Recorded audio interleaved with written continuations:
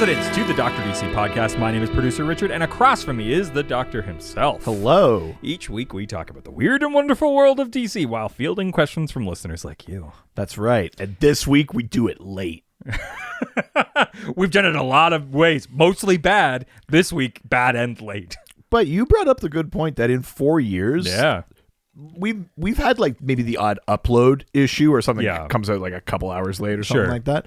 But this is the first time we actually like missed an episode on time. Hashtag last year of the podcast. It all crumbles from here. Do you know what? I was a skeptic. But look, the universe is telling us something. I mean, downloads are telling us something too. So help me God, we will not see 2023. Yeah. I mean, the podcast won't. Yeah. Ghostfacer's going strong, but... Yeah, crazy. The main pod, I told you. This was our practice Even pod. we're jumping ship. Yeah. To our other ship. Yeah. We got 2 ships. We're that kind of guy. Yeah, baby. That's where the Patreon money goes. Speaking of appreciation, podcast reviews is that something that we have. Wow. Was that like, we're like titling the segment now?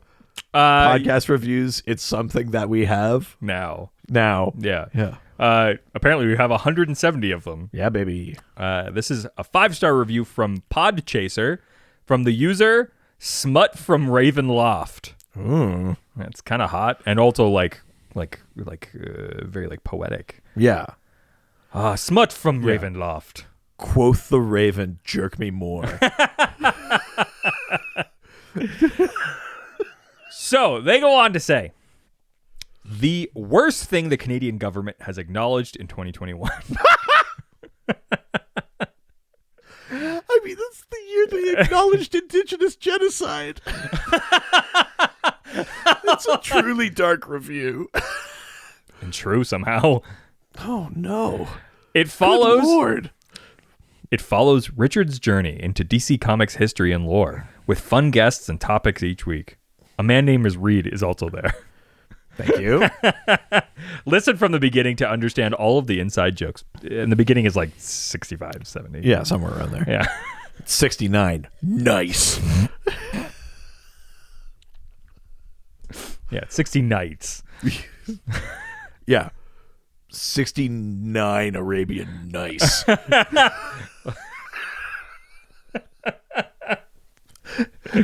The 69 Thieves. Dr. DC podcast is a thing we're recording. Wow. So we're backtracking to the name of the show? Yeah. We've never done that before. The energy's weird tonight. I've got a lot of feelings today. Yeah. I'm going through some stuff. Yeah, some stuff. It's been a really busy week. You've been sick? I was sick. Yeah. In a weird way. Like, not really coughing. Yeah. Not really, like, stomach ill. I had a bit of a headache, and I had, like, a mild fever. And you've been, like, you were, like, broke chairs, like 6 chairs over there. Fuck you. It's weird. I broke sickness. 1 chair. But what happened is, like, basically, like, I felt like my skeleton fused. That's like, really weird. For, like, almost 2 days. That's really weird. It was like this isn't a thing, but I would describe it as like an acute arthritis attack. Like, if that were a thing, that's what it was. Like, every joint in my body, all of a sudden, like, I had to keep it where it was, or it was like so sore. That's fingers, really weird. wrist, elbows, everything. Yeah. I did multiple COVID tests. It wasn't COVID, even though that's kind of like like the joint pain thing is like a COVID symptom. But you were also only sick for like 2 days. But it was like 2 days. Yeah. And then I was fine. Weird. But then weirdly, do you remember like 2 years ago I was supposed to get an MRI appointment? Uh-huh. And then that I never received anything. Did you get it? And I didn't follow up because it's me. And they called you? They called me today.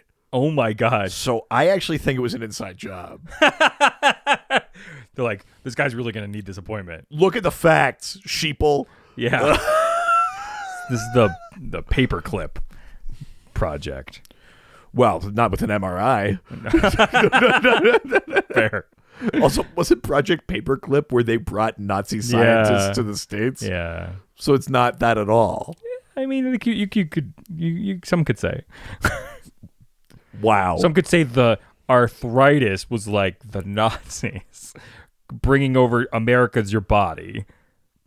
Go on. And they brought it in there, and then they did some work. What's the Eastern Front? I mean, I think we both know. Hey, guess what? What? We've got news. I know. Some of you thought we don't do the news anymore. Talk to DC because they were making news. I mean, they were. We just don't talk about it that much. We don't Ever since you started reading solicitations for yourself, you don't view them as news anymore.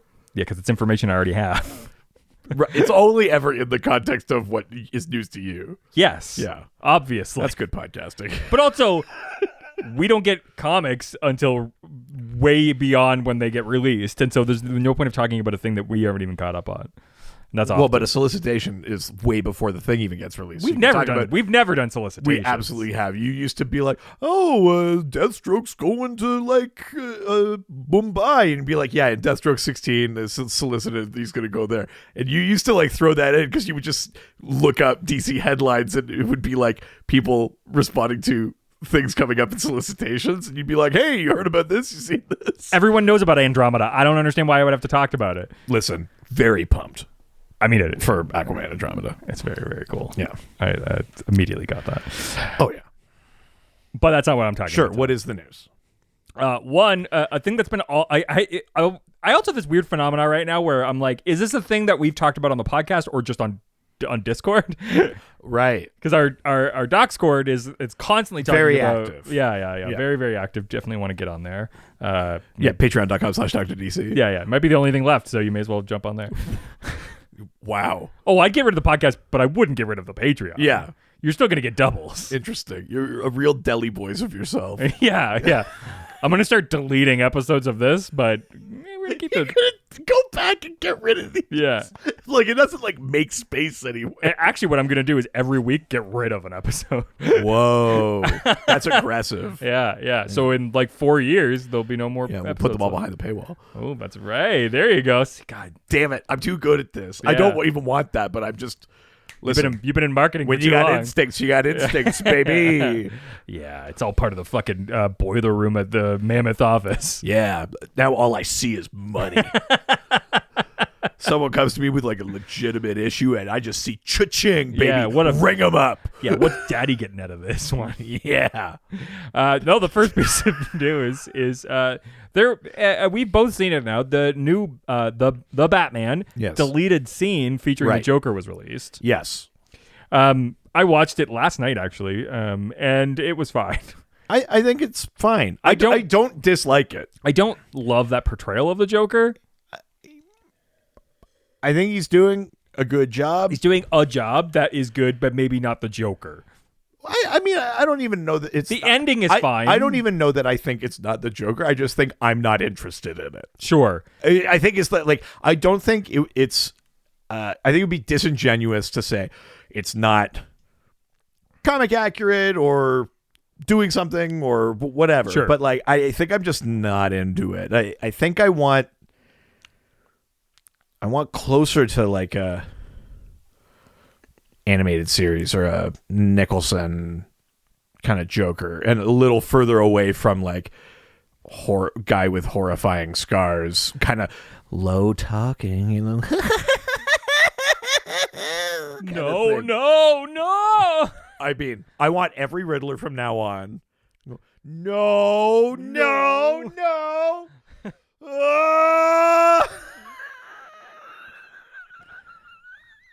Well, that was on the mic. Yeah. I do all my best work on the mic. I mean, that's not true. Oh my. Well, you were way too good at making that noise. Should I be doing ASMR? I think so. Oh no. Should AS this R. Yeah, I mean, what did you think of design wise? It was a little bit grotesque, which I guess for that universe makes sense. Sure. It's in line of that, but I think he's supposed to have some sort of physical deformity that has contorted his smile and stuff like that. Sure. I think it's the conceit of... It's a very body horror version of the Joker, which I have a hard time sort of connecting. My other issue is that I always like to think of my favorite versions of the Joker are the perfect arch enemy of the Batman, right? Like that is, and I just have a hard time seeing this character as that. Right. Like, I think you're right. Yeah. I mean, it's a short scene though too. Like they could do anything in the next movie with him, and it'll probably work. Yeah. It will probably be like, yeah, all right. Yeah, sure. But like, I think for me though, the Joker has to be more charismatic. Yes. Not in the way like they did with the Riddler, where it's like he has followers, 500 of them. Yeah. I don't think it has to be that, but we even have more. But I think Joker, like, I like when he comes into the room and he's got flair and like panache and he's like, ladies and gentlemen, and he like does a thing. He's supposed to be an entertainer. This guy, like, if he came in the room and he's like all kind of like horrific looking, that he kind of just goes like, oh, hey, everybody.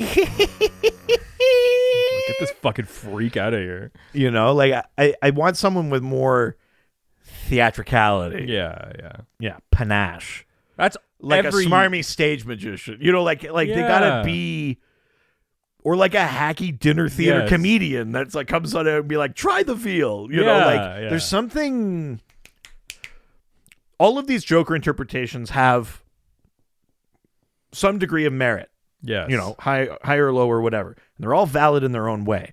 But in the way that I also need movies to be dumber, I think I need Joker to kind of get out of this hole of like homicidal. Well, not that I don't want him to kill, but like the uber insane like terrorist kind of thing. Yeah. I think I need a little bit of the like charisma, charm.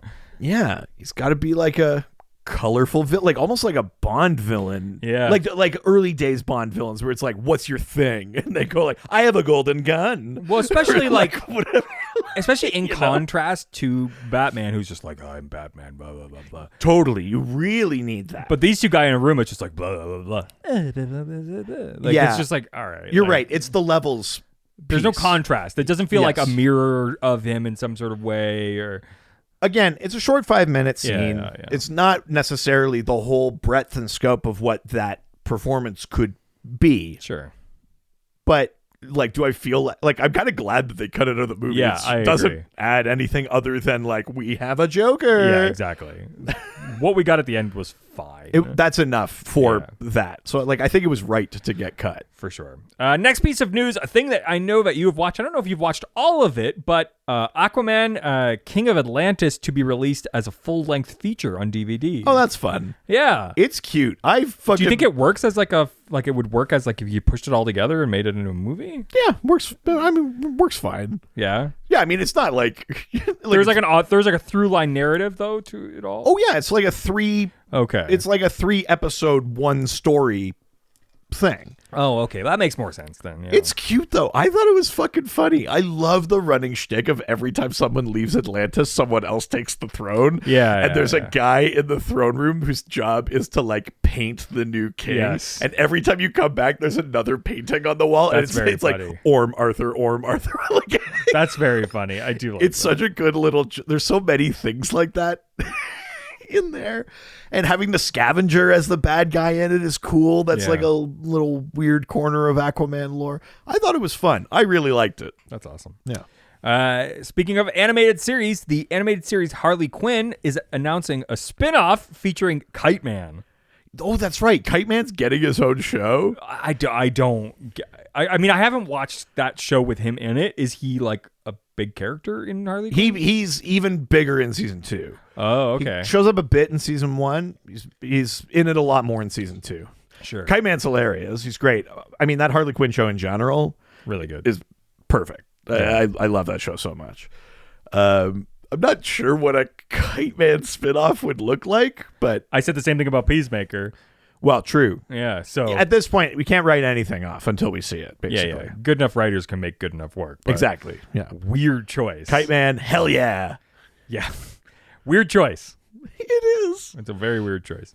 His name is Charlie Brown. Is it really? Yeah. Good grief. That joke gets used a lot in the War of Jokes and Riddles. Oh, does it? The War of Jokes and Riddles is an arc in the King run of Batman. And a lot of it has to do with the manipulation and like origin of Kite Man. Really? And good grief gets said like a bunch. That's very funny. Yeah. That and hell yeah, which becomes like his tagline, which then they use in the show is Kite Man, hell yeah. Weird. Yeah. Weird. More Batman stuff. More The Batman stuff. Ooh. Okay. We've got 2 spin-off series that have been announced. Yeah, so the one it was originally going to be like a GCPD thing, but now it's like a Arkham Asylum spin-off series. Right. Yeah. But like, do we know what about it?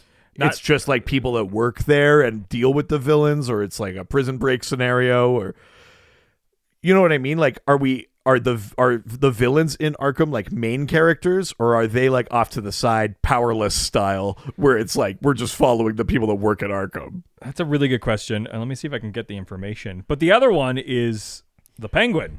Yeah, and then Penguin. Yeah. Come on! Oh, you really are everything they say you are, huh? I got you. Call me Oz. Bonkers.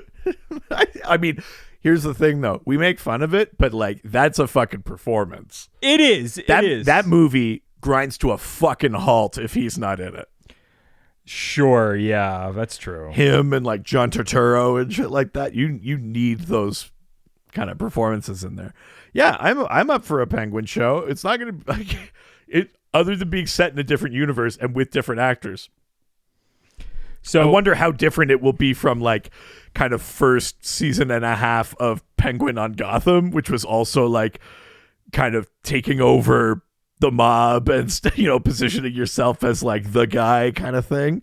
I wonder what'll be the different kind of hook of that show. I assume it's just but I'm in. It's his rise to power after the movie. Yeah, but like I'm obviously into it. Yeah. So this is what was said by Reeves, it looks like. We've actually now moved more into the realm of exactly what would happen in the world of Arkham as it relates coming off of our movie and some of the characters and their origins, almost leaning into the idea of it's like a horror movie or a haunted house that is Arkham. I mean, fuck yeah, it's exactly what I want. Love that. Again, the way that Gotham is a character in the movie, I really want Arkham to exist as a character. You go into this environment and encounter these characters in a way that feels really fresh, and so our work on Gotham, that story started to evolve, and it started feeling like, wait, we should really lean into this, and then it's kind of where it's gone. I mean, that's exactly the way I want him to describe that. Yeah, I mean, it's very clearly like such an early stage that there's no real shape to it yet, but like, yeah, I like that because obviously, that's. If you were gonna do an Arkham thing, it's like that would be the version of it. It's like the book. Yeah. Like, well, yeah, if you got to do what the book does well though too, and like lean into like what are the weird like. Is there a Maxi Zeus in there? Mm-hmm. And instead, like the book goes full like he's like an electricity being, but like maybe this Maxi Zeus just thinks he's Zeus, but they keep electroshock treating him, or you know what I mean? Like, yeah, you could do the thematic riff on these like other characters and shit. Like, I'd want to see some of that stuff, you know? Yeah, everything populate the world a bit. Everything I can read about the Penguin is. It's just about his like rising through the ranks, sure, and stuff like that. But that's it. Interesting. Yeah, I mean, the more of that Gotham that we can get, the more I'll be happy. So in episode 6 of The Penguin, someone goes, "Here, Oz, you've earned this." They hand him a top hat and an umbrella. Oh my god! Now you're the head of the Falcone crime family. Every Falcone had a top hat and an umbrella, and now they're yours. Yeah. Does he get penguins at some point? Like, yeah. I think he gets this. You get to learn where he goes to Paris and learns the French flipper trick. Yeah. I watched a lot of Downton Abbey, and now I'm into top hats and monocles and shit like that. God, I really hope they don't do either of those things. I want all of those things. Yeah. Oh, that's where he got the dice. Yeah.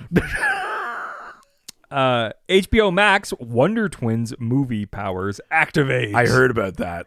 What the fuck? Fucking love that. Give me more weird crap. That's true. You've been a big proponent. Anybody who's listened to the Patreon, subscribe to Dr. DC's Patreon. Patreon.com/Dr. DC. That's right. When we talked about the Batman movie, one of the things you're a proponent for is weird shit in DC movies. Yeah. You need a little bit of weird, dumb shit specifically. Yeah, and that can mean maybe there's a super serious movie over here and a really ridiculous thing over here, or it can mean that every movie has like 13 to 17% dumb shit in it. Which is your ideal movie. Which is my ideal ratio, but you call it the Reed Vanier. It's the Reed Vanier, yeah. Well, that's just real shit. I have 13 to 70% of my mass. It's dumb shit. It's shit. Oh. No, like actual shit that I have to... It explains a lot. Yeah. Going with The Office. Yeah, Wonder Twins. That's fucking hilarious. I love that. I don't care who this movie is targeted at. I just like that it's a thing that is being worked on. Yes. I don't know if you have this in the news, but there was like Blue Beetle news. Oh, you're talking about from the, like, on the TV show? No. Oh. The movie that's coming. Oh, no, I haven't seen anything about that. Yeah, so they announced like a while ago. They had a director, they had a lead for a Jaime Reyes Blue Beetle movie that was originally going to go only to HBO Max. Now it's getting a theatrical release. Whoa. In 2023. I'll believe it when I see it. It's DC. But they announced they cast someone. They cast like another Latino actor for a role, and they cast someone as what do they call her? Like Virginia Cord or something. It was like a new character and like maybe a villain in the movie. So like with Cord is so some like connection to Ted Cord. So they're finding a way to take Cord Industries, rope it in, have Jaime in there. Like we're getting like some acknowledgement of the lineage of Blue Beetle in some way. Who knows how it actually shakes out or what it means or whatever, but I just saw it the other day, and it was like the first thing I had heard about Blue Beetle in like 7 months, and I was like, oh shit. It's still happening, Yeah. Wow, I hadn't heard anything about that. But also, I think it was news to me that it's like, it's getting theatrical release. That's great. Yeah, that's good. I mean, hopefully that means that stuff's been seen and they like it. I think that Batgirl movie might move that way too. Oh, the one that's got Brendan Fraser as Firefly. I fucking hope so. Yeah. Holy shit. One last piece of news. Sure. A bit of sad news. Oh. Justice League Unlimited and Lois and Clark actress Farrah Fork dies at 54. Oh, for real? Yeah. Who did she voice on Big Barda? Oh, no. Yeah. Big C took her down, unfortunately. Jesus. But yeah. That's sad. Really liked her on as Big Barda. Do we know like what else she did? I don't offhand. Not a ton of stuff. She was in Wings. Oh, great show. Yeah. Fucking love Wings. Yeah. Yeah, baby. Yeah, Tony Shalhoub. Yeah. Thomas Hayden Church. Not bad. Anything Tony Shalhoub is in is good. Yeah, you're goddamn right. But yeah, so a bit of unfortunate. Oh, that's too bad. Yeah. Well, with that, we go into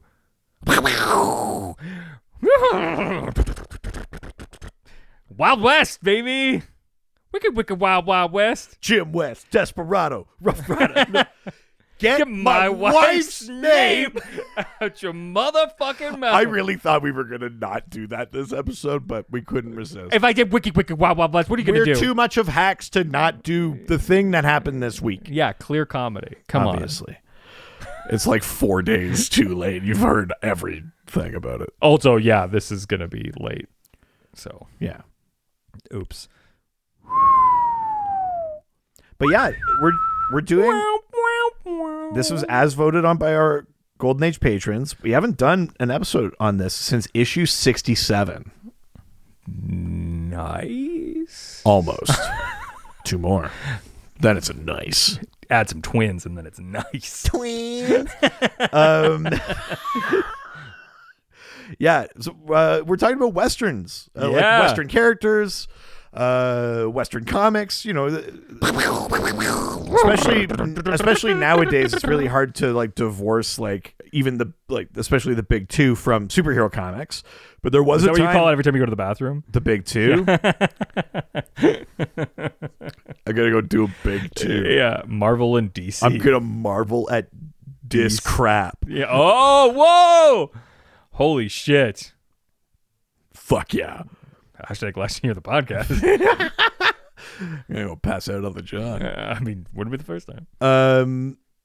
Yeah, but like they used to publish all sorts of comics in other genres, romance comics and war comics and horror comics, and we still get some of that stuff. You know, Black Label is doing a good job of like keeping some of that kind of horror stuff alive, but indie has really kind of taken over other genres of comics. And DC and Marvel have really just honed in on the big money makers for them, which are superheroes. But it's interesting that like not only did those things used to be a big part of the publishing, but they were also like tied in. Like they were like continuity characters, if you care about such things. Like once in a while, someone would team up with Batlash. Sure, or, you know, like there's a lineage of the Super Chief and stuff like that even goes into like, you know, the multiverse and stuff like that, which is kind of interesting. What kind of like actual like hard copy Western stuff do you have? That's a great question. I maybe have like 2 or like I probably have a couple of Jonah Hex issues. Yeah, I maybe have an issue of like All-Star Western, but like New 52 era of that. Yeah. And not much past that, if I'm being honest. I have a couple of romance comics. I've probably got more. I don't even have a ton, but I've probably got more war comics than I have of any other non-superhero kind of action genre. Yeah, I've got like 2 Jonah Hex and I've got a Cheyenne Kid. Ooh, that's interesting. Yeah, an old Charlton book. And then like a Western Kid, which is like a Marvel thing. But yeah, I certainly don't have many. I mean, I've read more than I have. Yes, of course. Especially now that we've got DC Universe Infinite up here. Fucking right. Have you dove into that yet? Oh, yeah. It's so good. So that's pretty cool. But no, I mean, admittedly, and to be honest, like, as a kid, like, I wasn't that captivated with Westerns and that. I watched a couple of the classics. Like, I've seen Good, Bad, and the Ugly, and I haven't really seen like anything. Yeah. It's not really a thing that I'm into. Yeah. I don't even know that it's like a thing I dislike. It's just never like captured me. You know what I mean? Like my dad wasn't, or my like none of my family, my grandfather wasn't into it. Like, it's just not a genre that I was like exposed to as a kid. My dad likes some kind of particular Westerns and stuff like that. But yeah, maybe it's just that we weren't that big into it or whatever. Yeah, I think so. I think my dad's into more like war movies and stuff. Like, sure. He just made my mom sit through the annual rewatch of Where Eagles Dare. What is that? Oh my God. Richard Burton, Clint Eastwood, Broadsword, Calling Danny Boy. Cretin. I still haven't watched Bridge on the River Kwai. Like, oh my God. Yeah. Bridge on the River Kwai. Great. Alec Guinness. Mm-hmm. Tasty. Guns of Navarone. Yeah, Gregory Peck. Yeah, I don't know. I don't really. Old movies. We're not talking about war. Old movies, yuck. We're talking about the West. Yeah, where nothing bad happened like a war. Where, don't look over there.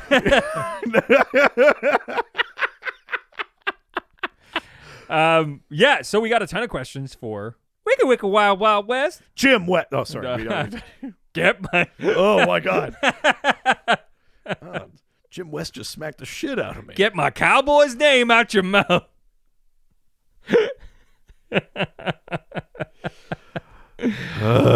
Look, we knew it was going to happen. Come on. Who are we fooling ourselves? Yeah, do you think we're not above this? We're certainly below it. All right. Facebook is the first place we're going. Go to the face and the book. Go to the Facebook. That's right. Love this energy. First question comes from Chicken Maddie, who asks, which mainline DC superheroes do you think would work best in an Old West setting? Maybe even a Weird West setting where magic and technology are included. Yeah. Magic and technology are not included. Yeah, thank you. Yeah, a nice question to ease us in. So, take the characters we already know and love from kind of the modern age that are meant to be our contemporaries. Sure. Who would you like to see a Western story with? Ooh, I mean, part of the problem here is that I've watched a lot of the Legends of Tomorrow, and they love going to the Old West. So I'm like, it gets really stuck in my head. I'm like, Firestorm, obviously. Yeah, which may or may not be the same Western town they used for like the cult episodes of Supernatural and stuff like that. 100%. Yes, it is. Very popular Old West town. So my mind is definitely going there. I think like somebody like Keanu Reeves, Constantine. Yes, there's a character I'd love to see in the Old West. Constantine in the Old West. Yeah, I feel like he's got a real like cowboy energy. Well, but it also like it's funny too because like the trench coat thing almost fashion wise. Well, that's what I mean. Yeah, fits in. But then he would talk and they'd be like, "Oh, you one of them fancy Brits." Yeah, but I also think that's fun. Yeah, I agree. Yeah, and then magic and like that type of like religious based magic stuff is always really good in that sort of. But also that you're right that Constantine's a good fit because Constantine is also like he's like a gambler and a huckster and stuff, and like the Wild West is such a good spot for that between like actual card games and snake oil salesmen and like that sort of like the kind of like I need enough charm to get me what I need and then I'm out of this town sort of attitude exactly. lines up really well. I think he would be really fun. That's a good call. I enjoy that. I think who would I want to see? Aquaman. Yeah. Put him in the dustiest fucking driest place on the planet. No. I think he could get some things wet. Yeah, but I don't know, man. That's a gamble. Old West, perfect place. Healthcare's not great. Yeah. Maybe. Oh shit! I almost have one, then I lost it. That's what we were talking about. This. Black Canary would be good, I think. I mean, I mean, there's lots of characters that I just think would be fun or whatever. But I was trying to think of like, is there someone that I think would like thrive in that sort of? Yeah, like they feel like they're maybe outside of it. Somebody like Lobo. Yeah. So that's kind of where I was trying to go. Was like, who would maybe do better in a Western I'd love setting. to see Booster there. He would be really funny. I mean, Booster's definitely done it. Yeah. He's done enough time travel adventures. He's been to the past before. I'm gonna say for completely opposite for comedy's sake. I'm gonna say Vibe. But like not New 52 Vibe where he got like real like vibrational powers. Oh, sure. I want like Detroit Justice League vibe where his power was breakdancing. That's just a fucking like hilarious. He shows up with a boombox and they're like, "What? What? What's his move? Oh my god. No. Yeah, Vibe. That's who I want. Nice. Yeah. All right, let's go to the next question from Alex Bant, who asks, "Can you help me out, Bent?" What? The Matchbox 20 song, Bent. Oh, Jesus. Yes. Yeah. You mean you didn't just have that ready? You would think I would. I am a big stand for Matchbox 20. Who isn't? Yeah, it's just called good taste. First question. Sorry, Alex's question. Wow. Any thoughts on this story from Legends of the DC Universe 20 and 21? I wish DC would revive this series so the other characters can get some time to shine. Yeah, so Legends of the DC Universe was like an anthology series, and different characters would get like a story for like 2 or 3 issues, and then they'd move on. Thanks to DC Universe Infinite. That's the second time you've promoted that. They're not a sponsor. Yeah, but they will. They'll want. They will. Yeah. This isn't how this was supposed to go. No. It's me in the pitch meeting where they say we won't sponsor you. Yeah. No.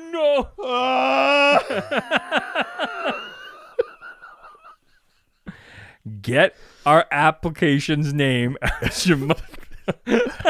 What is happening? I don't know. So, yeah, Legends of the DC Universe number 20 and 21 is a story that takes place in like the 1880s with Green Lantern Abin Sur. So the Green Lantern before Hal. Whoa. He crash lands. He's in pursuit of an alien named, I think the alien's name is Traitor. Oh, Traitor. Everyone calls him Mr. Tor because he like Shanghai's like a gang of miscreants and whatever. And Abin Sur crash lands and he teams up with the sheriff who's just come to town in Arizona, whose name is Henry Lee Jordan. Sure. Ancestor of Hal Jordan. Yeah. And he talks about how he used to do some Michael Jordan. He used to do some sheriffing in Smallville with Nate Kent. Oh. So it's like a pre-DC it's like history. Canon, like their ancestors. Like that 1882 show or whatever. 1883. 1883, the Yellow yeah, exactly. So then they team up because the guy that Henry Jordan is after is working for the guy that Abin Sur is after, and Abin Sur kind of learns a bit from him about, friendship, tracking and law enforcement and that sort of thing. Sure, and at the end, he's like, "You think I can get me one of them rings?" And Abin Sur says, "Your people are way too primitive and violent, but you learn fast. I'll be back." You may not understand this. Don't worry, I'm gonna fucking die here. You may not understand this, but your kids are gonna love it. Yeah, it's your cousin Marvin Green Lantern. You know that indomitable will you've been looking for? Listen to this. We do that joke so much.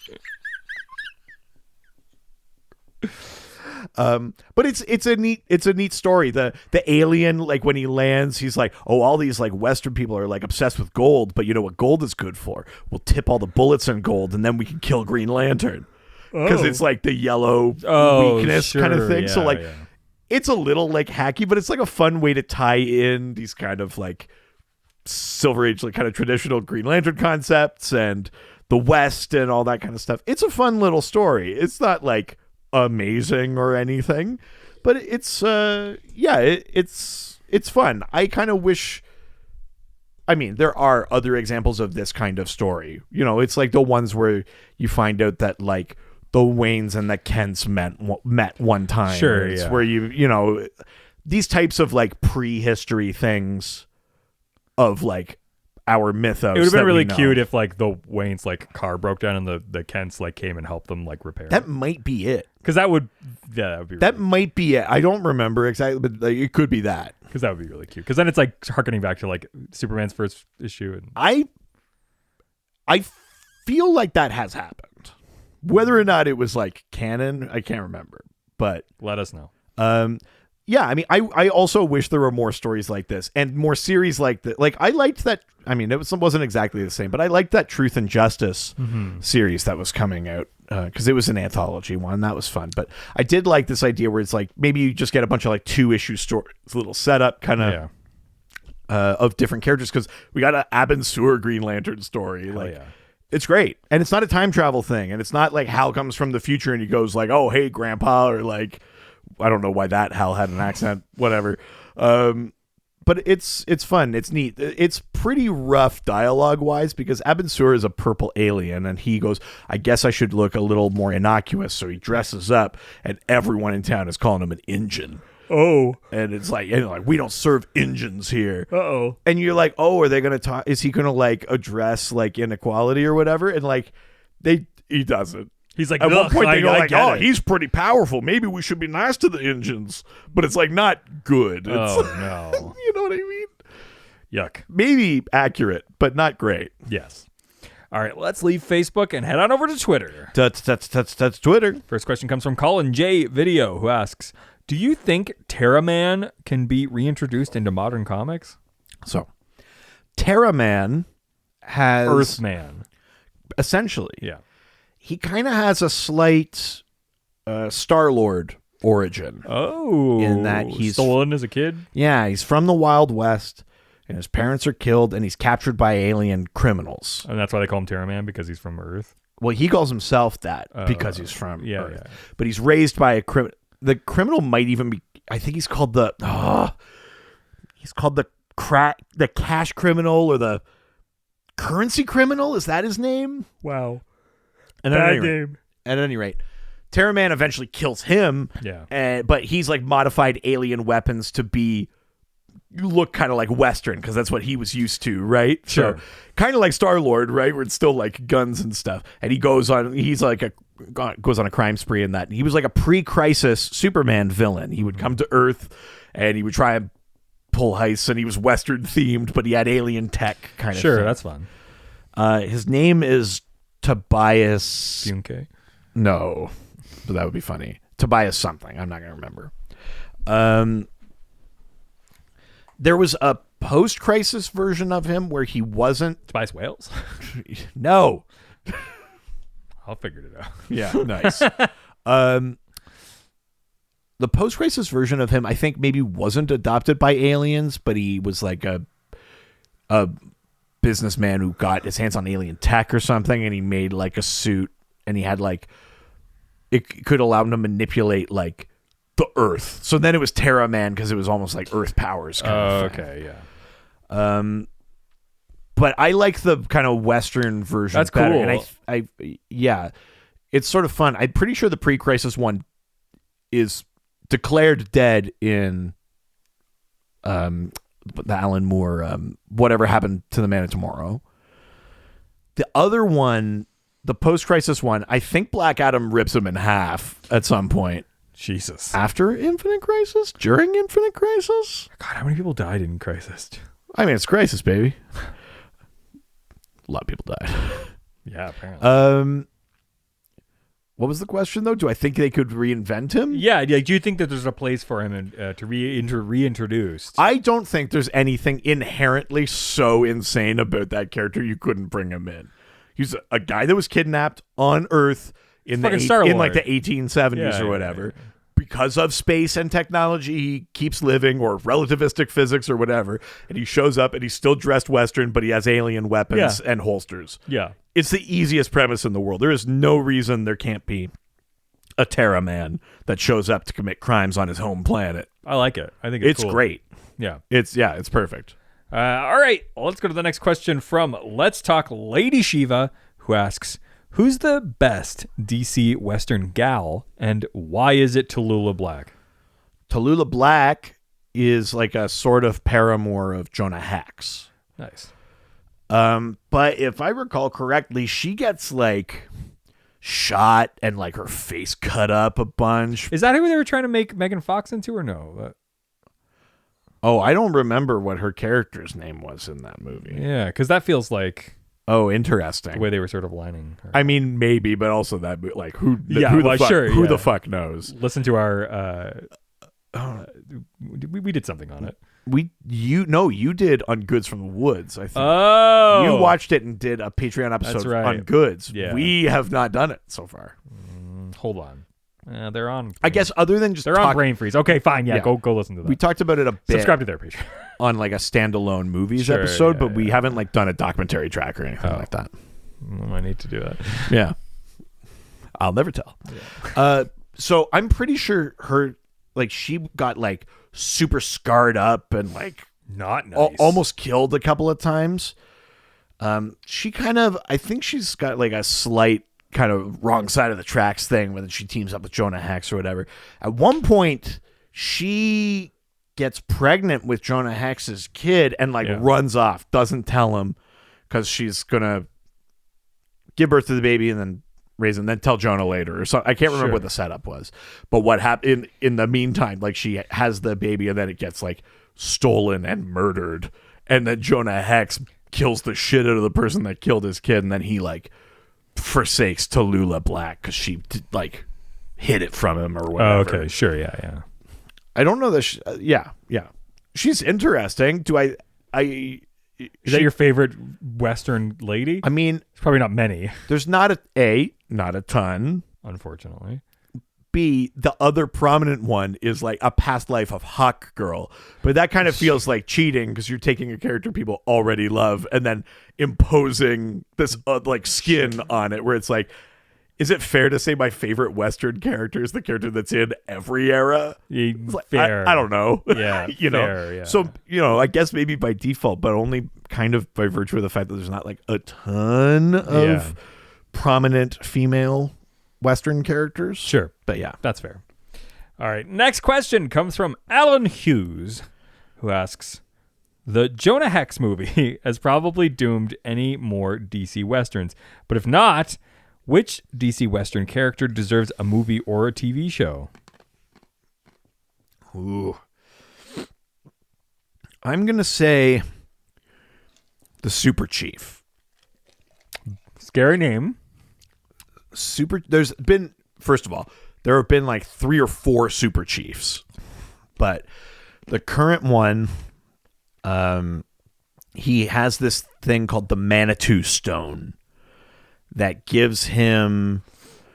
Is this like an indigenous person? Yeah. Okay.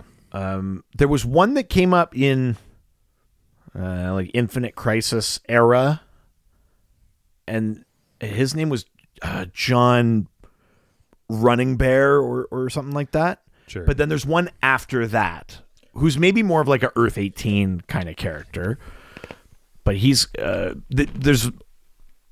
they both kind of had like a riff on this idea. They had the Manitou Stone. It gave them like increased strength and speed and stuff. But I think for like a limited time, like maybe for an hour or something, like almost like an Hour Man kind of thing. But they could channel that. The Super Chief, like the Earth 18 one, wears like, does he wear it or is it his actual look? Has this big kind of like bison head, but like human. He's shirtless kind of thing. Yeah, it's a cool like design. There was some comic that connected the Manitou Stone to like Krypton. I don't know if they undid that to make it more like authentic. I mean, I shouldn't say authentic anything, but like to make it more like not ancient aliens, like an actual indigenous power. You know what I mean? Yeah. They might have done that, but at one point I think it was connected to like Kryptonian crystals or something like that, and that was part of where the powers came from. I think the original Super Chief could fucking fly. I don't think the current one can, but like the original one from like the 60s or whatever, I think he could fly. So the powers have varied, and I think the origins of the powers have varied a bit, but essentially now you have this like indigenous superhero leader. Like the current one is leader of the Justice Riders on Earth 18. Wasn't there another indigenous character that's a superhero? Well, yeah, there's Equinox. Yeah, the Canadian one. Her powers are based on the seasons. Sure, yeah. And wasn't there a male? Another. I mean, there's lots. Black Condor, member of the Freedom Fighters. Black Bison. Yeah. You're gonna start seeing a little trend in the naming of indigenous characters. Yeah. Dawnstar. Dawnstar, that's the one I was thinking from the of. Legion of Superheroes. Yes, that's what I was thinking of. But yeah, for me, I think it's Super Chief, and I don't know if you go full do like an Earth 18, like this is a Western superhero world kind of thing, or if you just do one for him. But I like the idea of like, especially on the frontier where like that's such like a horrible. I mean, they're all horrible times and places, but that's a particularly horrible time and place for indigenous peoples. And you have someone who's out there and like saving the day and doing good work. Sure, I mean, by the same token, you could also do a movie on like Powwow Smith, who's like, I think he's like, he's Sioux, but he's like the local sheriff and he's like a master investigator. He doesn't have powers. He's just like, he's the lawman, but he's First Nations. Yeah. And that's cool too. But then even that name, like he wants people to call him whatever his real name is, like Dan or something. He's like, my name's Dan. And they like keep calling him Powwow. And he's like, fine, I'm Powwow. Jesus. Yeah, like, you know what I mean? Like these may need modernizing if we're going to bring them back.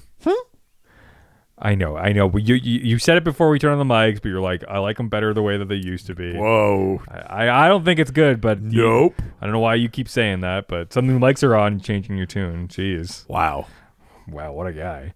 Blowing up my spine. Next question. Insane. Next question comes from Braydon, registered trademark, the Soapy Donkey, who asks, can you give us a brief recap of the Justice Riders, and is it worth diving into? Justice Riders was like a Elseworlds book that now is kind of, it's evolved a little bit, but is now essentially like Earth 18 in the multiverse, is the kind of Wild West Earth. The basic gist of Justice Riders is Diana is like a sheriff Like Wonder Woman? Like Wonder Woman. And her town, Paradise, gets destroyed. So is that supposed to be like the Themyscira? Kind of, but it's like a town in the Old West. Sure, yeah. And then she has to go and she like rounds up kind of these heroes to stop the evil railroad magnate Maxwell Lord. Sure. It's kind of like a JLI era thing though, even though it's got Diana, because like Booster's in it, Ted's in it, Guy Gardner's in it, Jean's in it, like the Martian Manhunter.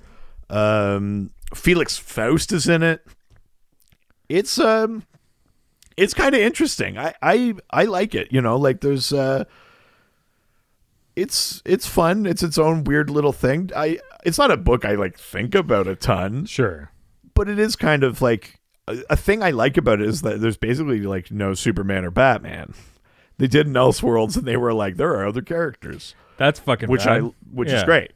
You know, and that's a lot of fun. But now that world is sort of, whether or not the exact events of that book have taken place or not, who knows? But the Justice Riders are the main team on Earth 18. But then they've also brought in characters like the Super Chief and stuff like that, who now leads the Earth 18 Justice Riders. But you would also get like Ted Beetlecord, and you'd get Booster, and you'd get the Manhunter and stuff like that. That's cool.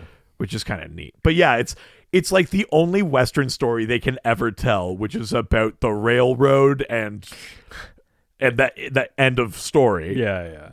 You know, Wild Wild West, Jonah Hex. Every like Western movie, they're like, I guess it's about a railroad. What else would it be about? That's all there was. Yeah. First what? And we'll get our weapons to the coast. I'm like, cool. Then what are you gonna do? Love it. Great. Yeah. It's fun and interesting. There's like a little supernatural thing because like they think Felix Faust is dead, but then he comes back. That might even be at the end of the book, but then he comes back. So It's not like devoid of powers, but it's also like it's pretty rooted in the Wild West of it all. It's kind of fun. Wicked, wild. You so desperately want to. I won't do it. Okay. With Artemis from the start of this. All right.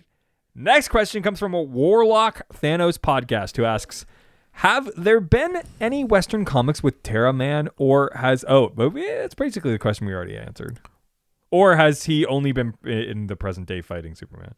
Yeah, slight variation. But I mean, this is always my caveat, is that I can't remember every single issue ever.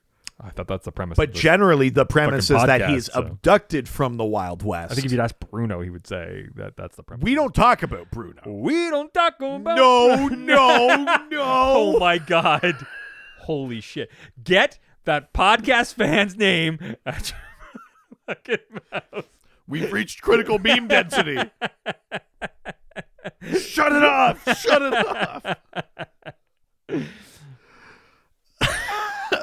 No, I mean, the basic premise is that he's abducted from the Wild West. Sure. Grows up in space, comes back in the present day. So, I mean, to my knowledge, no, there isn't one where he then goes back to the Wild West with the... that's aliens versus, like, cowboys versus aliens. Totally. The only caveat to that is maybe there's a Justice League cartoon two-parter called... the Once and Future Thing, and they're chasing Kronos through time, and one of the places they go is the Old West. They team up with Jonah Hex and Batlash and Powwow Smith and stuff like that. Yeah.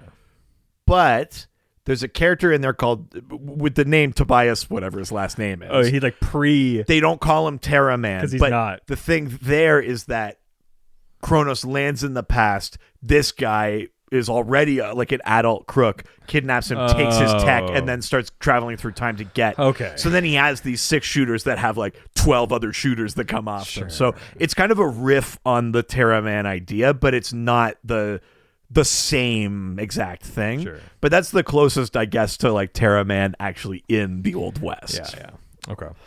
All right, let's leave Twitter and head on over to Instagram, where everyone's nice and no one's ever... No. What? Tell me something, girl. Tell me something, Graham. Are you Insta in this Instagram? Hey, Huh? I just want to IG you. Oh, whoa. All you got to do is IG me. A thing no one said. They're going to say gram ya. All you got to do I is... want to IG you. I'm 40. Oh, yeah, I'm 40. Oh, yeah, I'm a magician and I'm 40. Fuck, what's the Instagram fucking drop? I don't know. Now we're going to Instagram, take some questions and answer them. Sure. Yeah. Your weird energy is now like percolating. I'm feeling better and better. Oh my God. It's the weird energy of Dorian Gray. Podcast of Dorian Gray. The more we podcast, this is actually connecting from you to me. It's our life force. Yeah. No.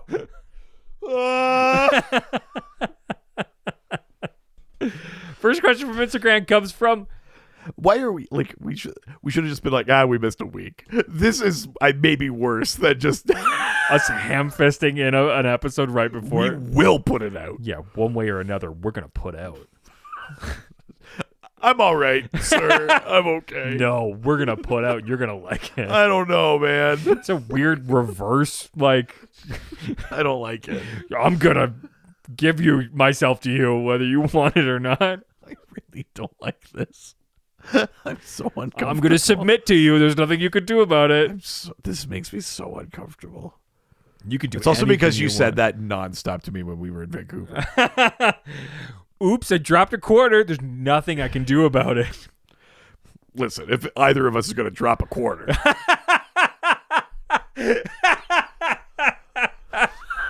Fair. As long as it's not a quarter pounder. Yeah, even if I did drop it. Yeah, it would make a difference. Right back up. Goddamn right.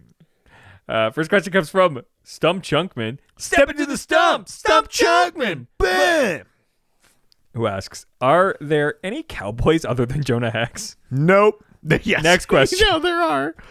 There's like a rhinestone cowboy. There's Batlash, who is not Batman related. Not Batman related.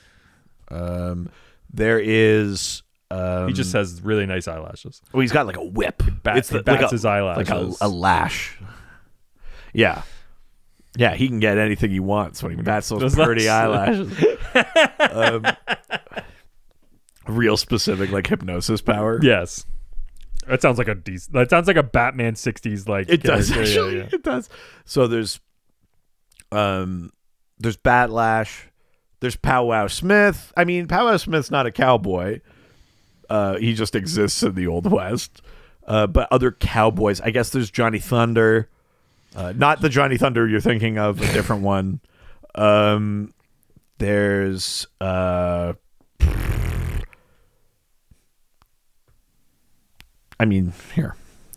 what I'm going to do. I'm going to see if I will pull up a list and see if any other names really like stand out to me. Oh my God, he's pulling out a list? Can you believe that? Oh, Tobias Manning. Oh. That was the name of fucking Terra Man. There you go. Okay. I mean, Terra Man is kind of a cowboy character, just transposed through time and space. Sure. I guess you could count like some of the villains in that, like Quentin Turnbull or stuff like that from Jonah Hex. Obviously, Tallulah Black. There's Nighthawk and Cinnamon, which are like the past lives of Hawkman and Hawkwoman. So they're there. Let's see who. Oh yeah, the Trigger Twins. I forgot about the Trigger Twins. Firehair, Stuff, the Chinatown Kid. That sounds problematic. Oh, fucking! I mean, again, not a cowboy, just a Western character, but Scalp Hunter. Yikes! All of these characters make me uncomfortable. All of their names. Oh, really? Yeah. Well, what about them? Powwow Smith? Yeah, I don't know.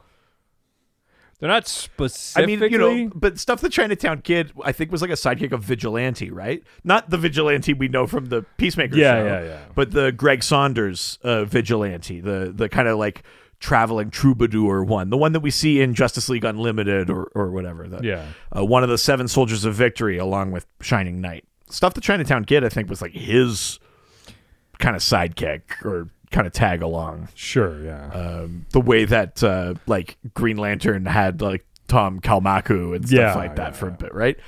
So yeah, I mean, like Vigilante counts. Yeah, I mean there there's the Forever People.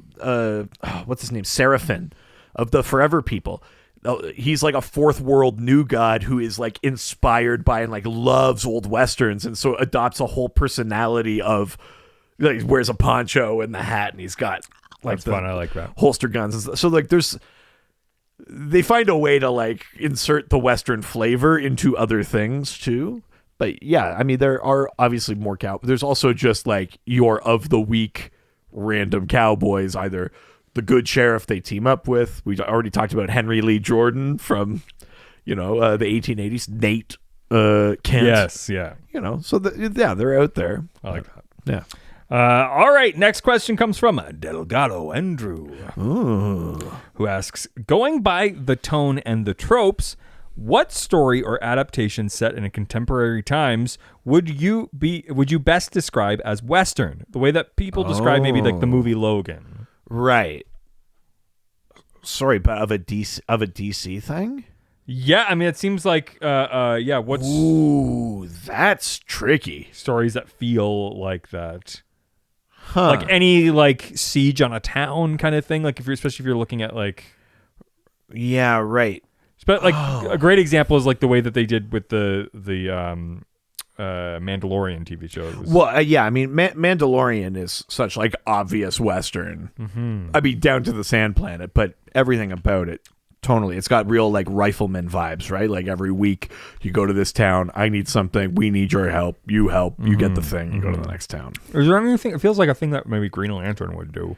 I mean, I guess you could make a very, very loose argument that like the hard traveling heroes kind of thing, sure, where they're doing like the cross country road trip is kind of like that, but really that's pretty tenuous. That's really only just that they're on the move. It's not really riffing on, I think, what we would think of as like a general Western vibe. It's hard for me to think of like a full thing that I think like riffs on that. Yeah. But when you think of the core elements of the Western, what are some of the things? It's about like, it's usually these people that are like inherently capable, but they're in a situation that is so like overwhelming and menacing and foreboding that they may not make it anyway, right? And sometimes that's environmental, or sometimes it's about the odds or whatever. And so because of that, there's also this like, there's this sort of like weird, sometimes they didn't do it very well, but there's this sort of like weird examination of masculinity where it's like, who are the bad guys in Westerns? It's like, they are worse men. It's like, you get this guy who comes into town who's a great shooter and he can fight, and he like, you go like, wow, a man's man, but he's also like, but I care. You know what I mean? Like it's like this slight toe in the water of like, fellas, is it gay to have compassion? And it's like, and that's like a thing baked into Westerns. And where my brain is going with this is the Suicide Squad. Sure. Yeah. Kind of the comics. But like, let's talk about the movie, where the kind of the inherent thing between Bloodsport and Peacemaker is basically this town ain't big enough for the two of us the whole time. From the moment they're both put on a team, they go, well, we both do the same thing. Like there's the male ego thing or whatever.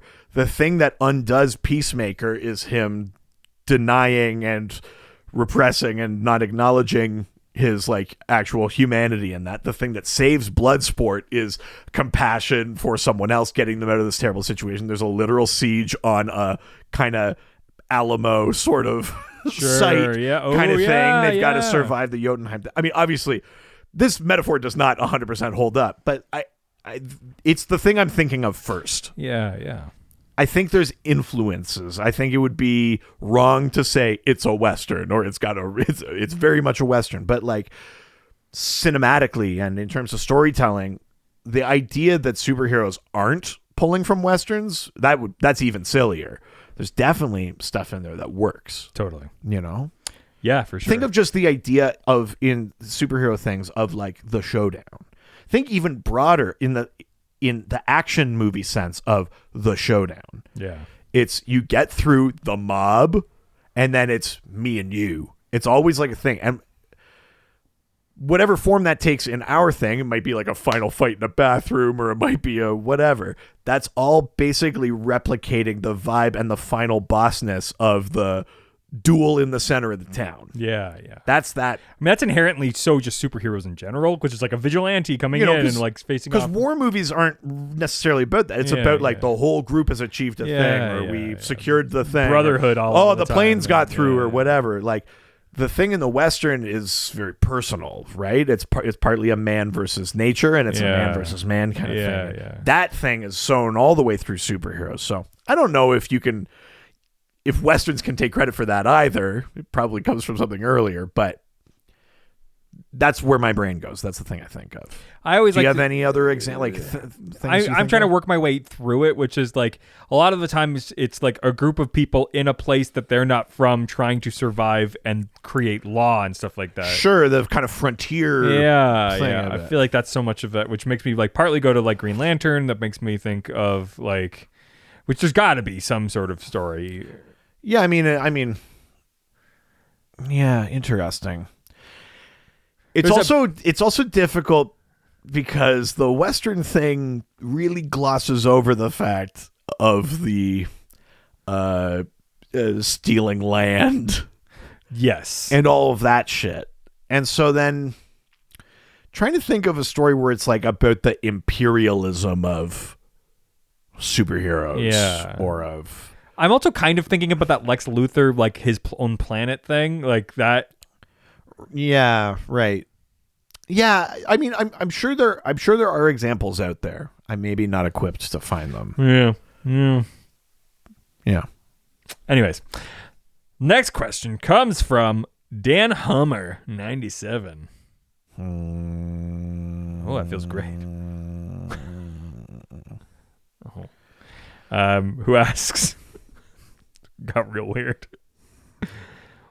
I don't know. I'm fading, man. Uh-oh. I had a bit of a drink and I'm just tired. Has it been a week? I mean, kind of. I've like, I had 2 days in bed and then 2 days of work, only one of which in the office. Must be nice. It was really tough for me. Fucking asshole. Dan Hummer asks, what did you guys think of the Justice Riders? Would you be interested in seeing another story of that universe? So, yeah, I mean, I like it. I think it's fun. Yep. I definitely want more stories in that universe, but specifically because that world now has expanded to basically include additional Western characters that may or may not have been in Justice Riders. So the idea of... Yeah, just here's the hook thing I liked in Justice Riders is it wasn't just all the people are in place, but it's the 1880s instead. Yeah, it's that like it's not like Diana came from Themyscira or you know what I mean. Well, did she? I don't remember, but like Paradise is just a town in the West. You know what I mean? Like the whole thing is the West, and I kind of love like the complete like anachronism of a world like that. You know, it's not just we've set it in this very specific year and then time will move on. It's almost like this world is destined to always be in this kind of era. And so there's something kind of fun about that I enjoy. I would like to see more. You know, Justice Riders was very focused on kind of JLI era and adjacent characters. It might be interesting to like pick a different Justice League, like a the Detroit League or the Justice League Elite or Europe or Extreme Justice or something like that. Like, what does Captain Atom look like in? Sure, yeah. Oh, like what's the Western version of him or things like that. There might be some fun there. Is pick like a new era of a team or a Teen Titans or whatever, and kind of explore that a little bit. And that might be kind of interesting and fun. Yeah, that sounds awesome. Yeah. All right, let's leave Instagram and head on over to the Docscord. Docscord you now. Because we're going to the Docscord. No brevity here. The Docscord. Docscord. Hang on. No. I heard there was a secret scored. Whoa! That Wait, David hold on. played, and it docks the Lord. You don't really pay for Patreon, do you? Whoa! Holy shit, he's back, baby. Oh my god. Yeah, 4 seconds of silence and then gold. Yeah, it was worth it. I mean, that's also where your love life goes. 4 seconds of silence and then gold? Yeah. I can't tell if that means that... It's short. It's short. It's not short. It's wide. But short. Yeah. Like a tuna can. Yeah. Gonna thumb it in. First question from the Discord. Only just Dan Dunn. It's actually what his name is now. It's Only Just Dan Dunn. That's amazing. Yeah, I love it. I have complicated feelings with it because I'm like, do I still sing it? Yeah. Yeah, you still sing it. Yeah, we've only just dance. Done. Okay. Do it. Do small. Do small. Do it very slowly. Have there been any stories that take place on Earth 18? How would you tell a story on that Earth? Earth 18, Western world. I want to turn this over to you. What's the kind of story you would want to see on like the Wild West Earth? Yeah, I want a story where they barely get to that Earth. So it's like barely Earth 18.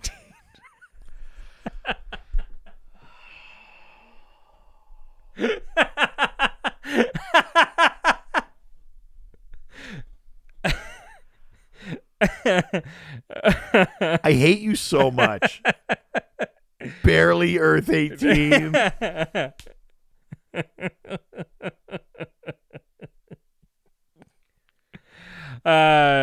Real answer.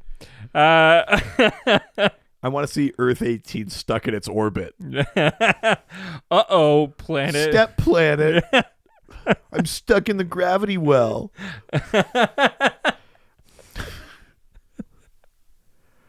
Bunch of fucking nerds just cranking it right now. Hell yeah. All that talk of gravity wells. Oh yeah. Step planets. That's what they did to Pluto, right? They demoted it. Now it's a step planet. Did I ever show you that thing I made about Pluto? It can't be related to this. I made like a graphic like years ago when like Pluto first got like demoted. Yeah. And it just says like, hey NASA, your mom thought I was big enough. Wow. Good Lord. Aggressive. Has anybody done a meme where you take the scene from F9 where Jacob loses the race and gets kicked out of the family, but it's Pluto and Dom is like Earth and NASA, and so Pluto has to cry and drive away from the family? Holy shit. Has anyone done that meme? No.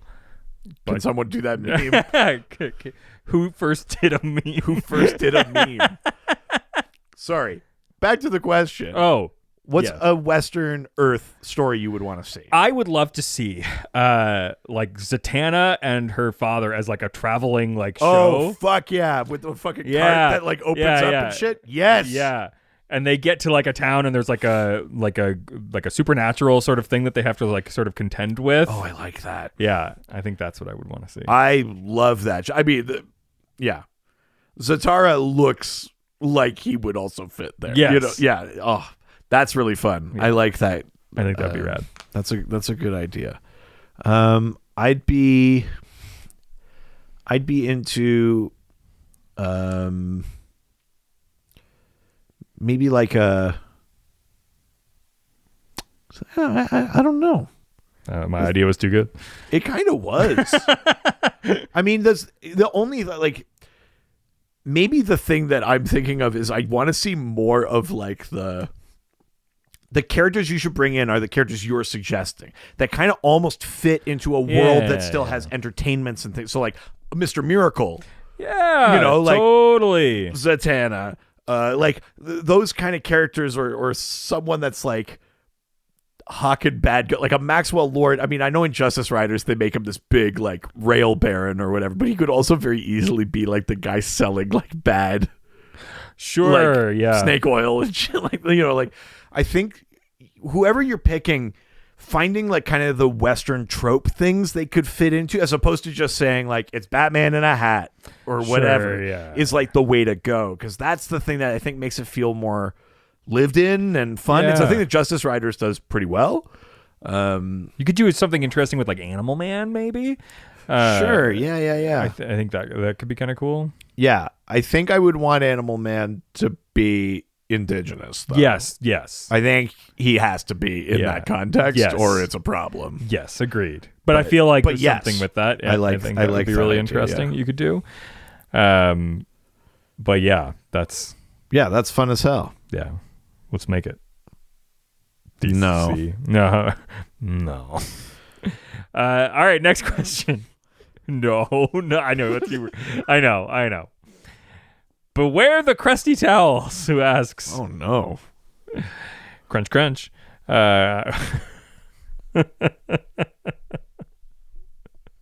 Who asks, what would you have done to make the Jonah Hex movie not suck? R rating, overall story, recasting, etc., etc., etc. Yes. I actually don't think the casting's that bad, because like they're good. I mean, Megan Fox is not great, but like Megan Fox is rarely used well in a movie. Yes, this was like almost a good use of her. Like in theory, like if you look at like Jennifer's Body, something like that, Jennifer, it's like she's so. I mean, that's the example everyone points to, because it's like the one time someone was like, let her do it." Yeah, but I feel like you take somebody who's like in this like sort of dumb pretty girl sort of role and like play into that, right? Which is kind of what they were trying to do with this. I like Josh Brolin. I love as in Jonah general. Hex. And you know what? I'm with you too on the like. Malkovich is a real hit or miss actor, but like I don't hate him as Quentin Turnbull. So let's say the casting is not the problem. I mean, fucking Fassbender, like Fassbender's in there. Yeah, let's say casting's not the problem with Jonah Hex. Definitively. Yeah. Story is huge problem. Definitely a fucking problem. It's right in the midst of people like second guessing like superhero stuff. I think a big misstep with this movie was trying to like action it up.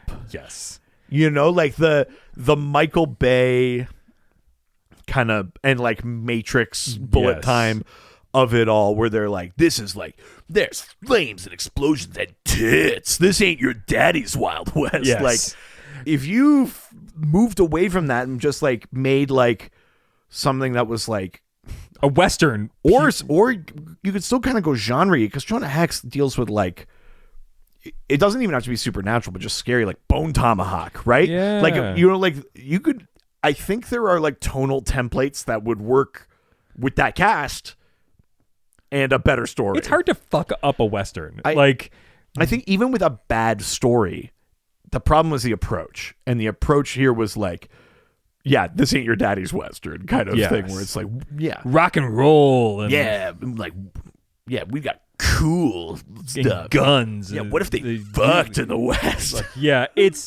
but they did. Like, here's the thing. Like, you could do it all. Just stop.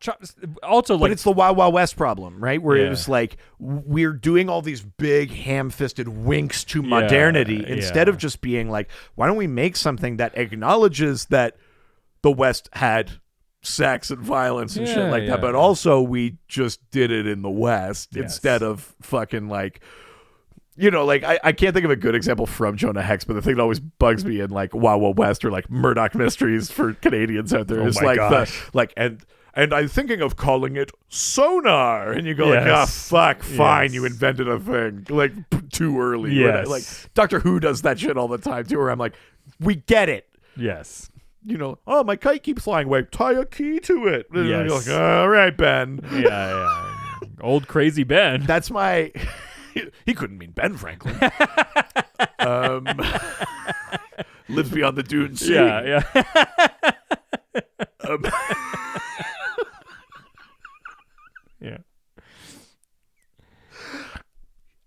So I actually don't think it's the R rating thing, although that might open it up to take things slightly more seriously.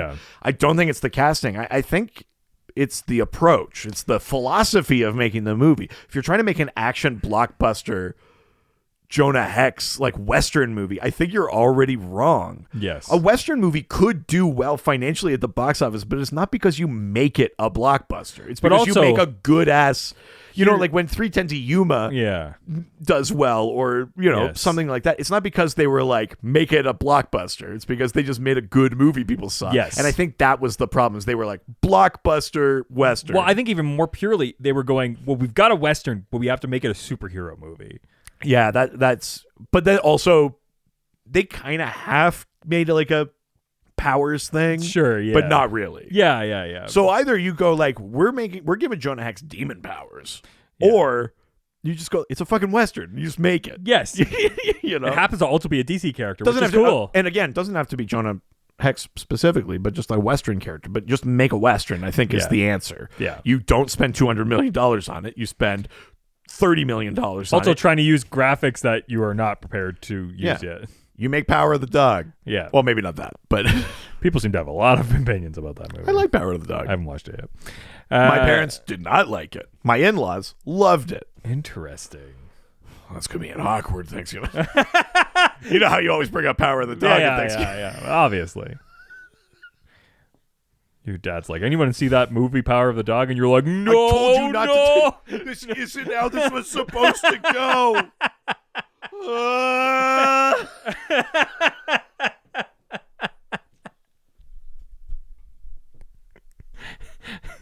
It's funny because when we immediately saw the movie, we were so obsessed with the penguin that we let that go. Yeah. And now we've had time to like sit on that scene for a bit. Now we're like, well, that's fucking amazing. Yes. Yeah. So funny. So good.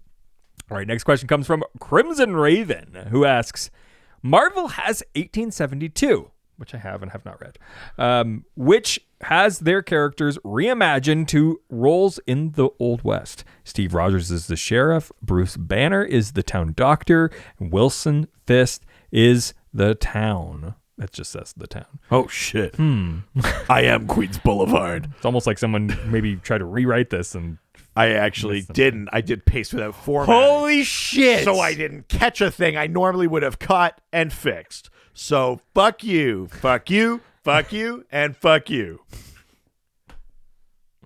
I also, Hashtag Doc was right. I also read this wrong. Wilson Fisk. Yeah, it's also the nihilism of it doesn't fucking matter. You won't read it right. Runs the town. There. That's it. I am Queens Boulevard. Yeah. Is there something that is similar in DC? What characters would fulfill which roles in the DC version? We've talked a lot about Justice Riders. So definitely check out Justice Riders. But let's imagine like the trope of like your sleepy Western town. Mm-hmm. Let's just cast it.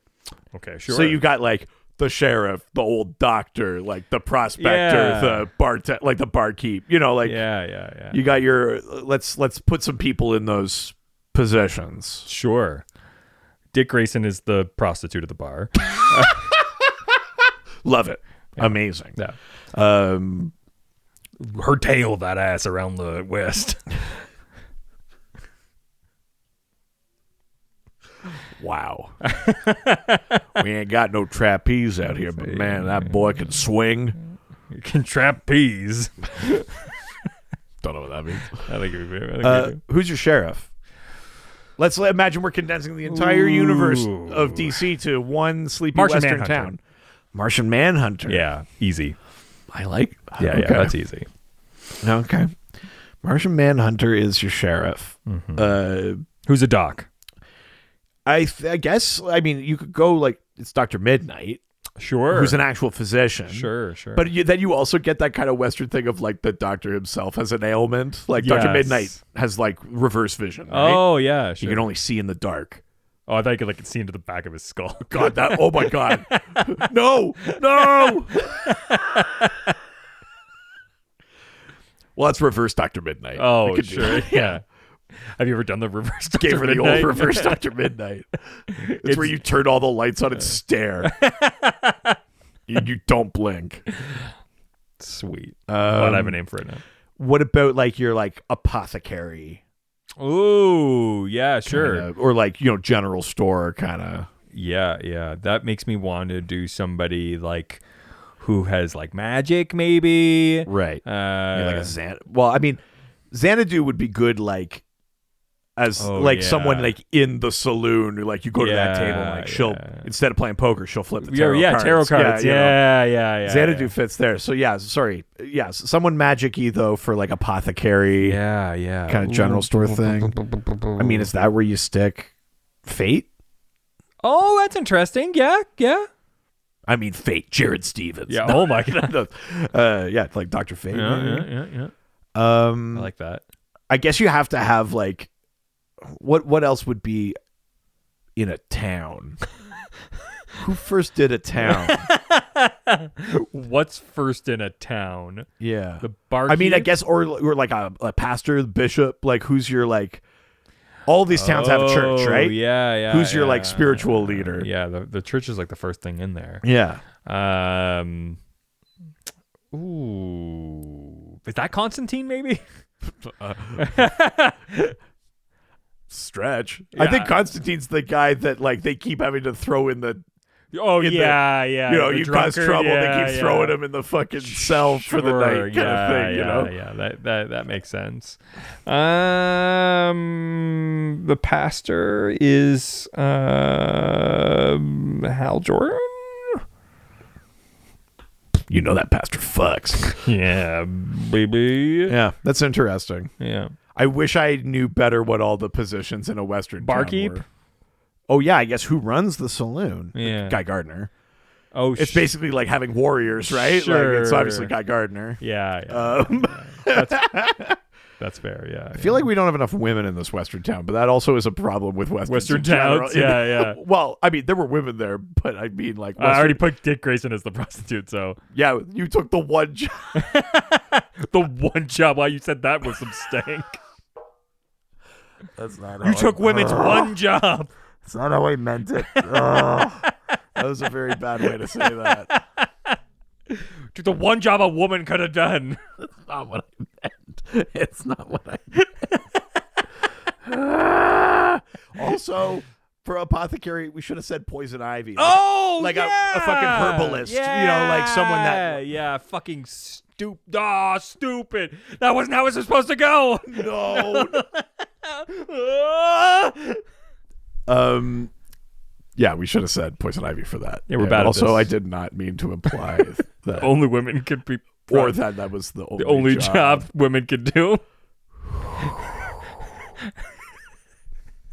Let's go to the next question, please. I guess the postman, the USPS guy, was Barry Allen. I actually loved that movie. Oh, really? Yeah, I kind of loved it. I love Kevin Costner in like post-apocalyptic stuff. I like Kevin Costner probably more than I should, but I don't think I like the Postman. I kind of loved the Postman. I wanted it to be like a deep cover Postman Pat movie. Oh, yeah. Weird. That doesn't even work timeline wise. You don't know the lore.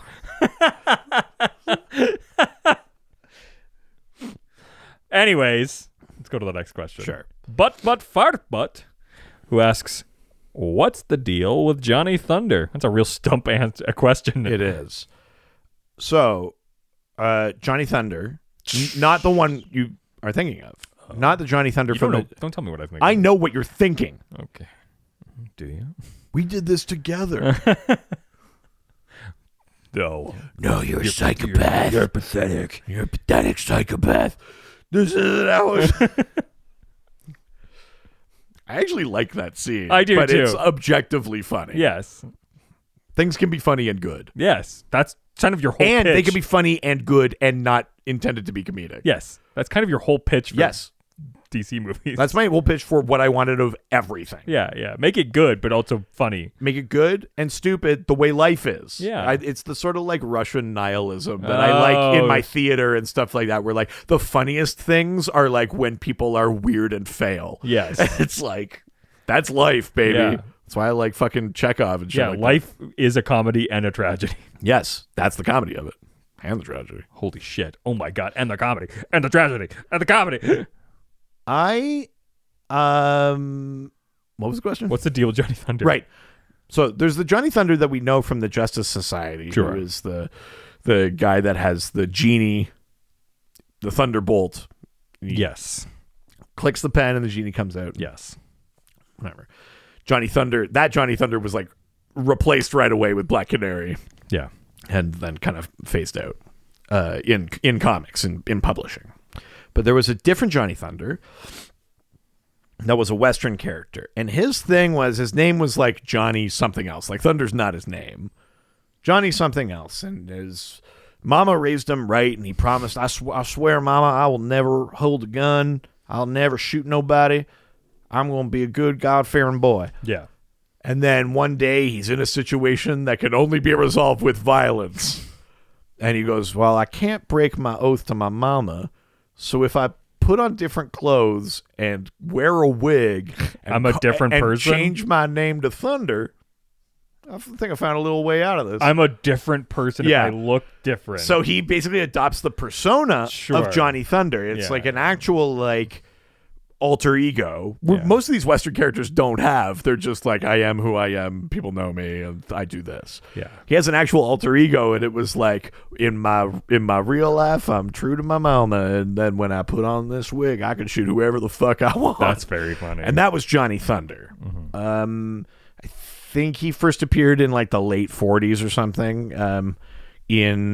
It might have been called All American Comics at the time, but that was the title that became like All American Western or All Star All American Western, I think is what it was called. Sure. But he was like a pretty prominent Western character for a bit, and like interesting too that he came out in the in that late 40s, because that's the period where like the interest in superheroes wanes, right? That's war comics and romance and westerns and that they do better. I think maybe in this era is when we're talking about where there's only really Batman, Superman, and Wonder Woman that can hold down solo magazines. Mm-hmm. The interest sort of fades. And then when we get into the 50s, that's when the Silver Age happens, where they go like, we need to reinvent the Flash and Green Lantern. And that's why we have these different versions, because they're like, we can make superheroes work, but we got to make them more sci-fi. Yeah. And so we're in this interesting like interregnum period between the Golden Age and the Silver Age, where superhero interest wanes and westerns and war comics and stuff like that do a lot better. And that's where you get characters like Johnny Thunder and stuff like that kind of popping up. Yeah. You got a whole book just called All American Western. You're like, great. All right. And they just have like anthology stories of variations on like cowboys and sheriffs and stuff like that. Right. Yeah. Wow, Johnny Thunder. That was so seriously contemplative. I was thinking about Johnny Thunder. No, you weren't, baby. Next question. And don't lie to me. The last question. Cosmic DM original recipe. Taking a fucking rocket ship to those fucking messages. Easy. Just dropping a load. Jesus. Of messages. Oh no. Into my ship. All right. Who asks?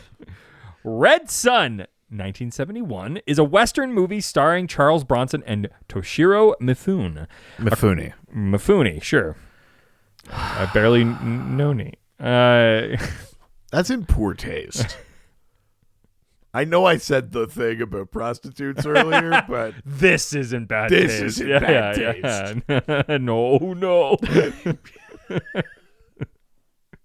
A crossover. Come on! There it is. It's back. A crossover Japanese samurai and cowboy film, which, unlike Shanghai Noon, the best version of that. Also not samurai. No. Jackie Chan is Chinese. Not going to say it. Which unlikely DC character would you want to appear in a Western comic similar to Mifune and Red Sun? Right. So it's not just someone goes back to the Old West, and it's not just we do an Old West version of someone, but let's say you got to pick a Western character like a Powwow Smith or a Scalp Hunter or someone like that, and you got to do a team up with someone modern day, kind of fish out of water style. Yeah. What would you maybe want to see? A thing that I don't think anybody's really done that I can wrap my head around is like a fantasy sort of combo.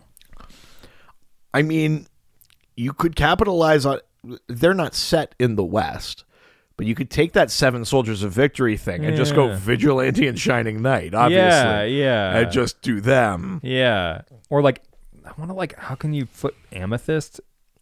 Oh, that's interesting. Yeah. Like that's a character I think like, it's just so different that I'm like. Yeah, that's fun. Like I think that there's something there. It could what you do is Amethyst with like instead of doing fucking cowboys, you do like a First Nations story. Yeah. And it's like, so you like Super Chief, Scalp Hunter, Powwow sure, Smith. Yeah. I think that's the like combo, or like an actual like a female like. I mean, that's interesting too because I mean, Amethyst is a princess. If anything, she is like imperial by nature, right? Yeah. So the idea of like maybe she has to learn something about like it's almost like this might be problematic even saying it's like a reverse Pocahontas. I know what you're saying. Yeah. Where it's like, Dances with Wolves. Avatar. But it's like the like imperial female comes and like, yes, right. Yeah, that's kind of interesting. Amethyst is a weird pick. I like that. Because I think like sci-fi, it's kind of like it's not overdone, but it's definitely done a bunch. You're right, though. It's more interesting to do something that's maybe a little more magic or fantasy or something. I mean, the other alternative too is that like you riff on the idea of like the pillaging of the land and mines and stuff like that. And some mine digs too deep and they find Skartaris. Fucking yeah. Like you get like a warlord. Oh yeah. Team up. That's fucking cool. Which is, I mean, 100% the exact same vein as your Amethyst pitch, but T-Rexes in fucking in the West. Yeah. Well, yeah, but then you get like the dinosaur. Yeah. Like that, like Journey of the Center of the Earth. Oh, thing, sure. Right? Yeah. Because that's the whole thing with Skartaris. It's around that same sort of time period too. Yeah. But there's magic. Deimos has magic. He's a sorcerer. You know, Warlord is like a modern guy, but thrust there. So like you could have the best of all worlds with fantasy, time travel, Journey to the Center of the Earth, dinos, Western. That could be fun too. Yeah. Fuck yeah. I like that. Yeah. Well, that was the last question. Although it's not as good as our dinosaur pitch from this week's episode of Ghost Facers. Subscribe to Ghost Facers. Yeah. Which was Velociraptor. Oh, yes. Where an angel throws the wrong switch and all the dinosaurs get raptured and the humans stay on Earth. And then an angel, you said, an angel goes, "We don't have cages up here." And then the whole movie is about dinos running wild in heaven. Yeah, it's like that that second Jurassic World movie or whatever. Yeah. Yeah, Fallen Kingdom. Yeah. I think you just tag it onto the Jurassic World franchise. Yeah, there you go. What's the one realm we haven't gone to yet? Heaven. I mean, you were about to say, race cars. Yo. I mean, Velociraptor. Oh my God. Whoa. Yeah. Velociracer. It's Velociracer. Yeah, what the fuck's wrong with you? I'm overthinking You're it. bad at this. I mean, I fixed it. You're fired. I fixed it. Are you rehired? I don't know why I made you do all the paperwork. Wow. Volatile. I'm catching you on a bad week, huh? Yep. That was the last question, but it's time for everyone's favorite game. Can you guess the name of the character based on someone who does not read comic books can describe that character to us? Sold. We just sold the segment? That's right.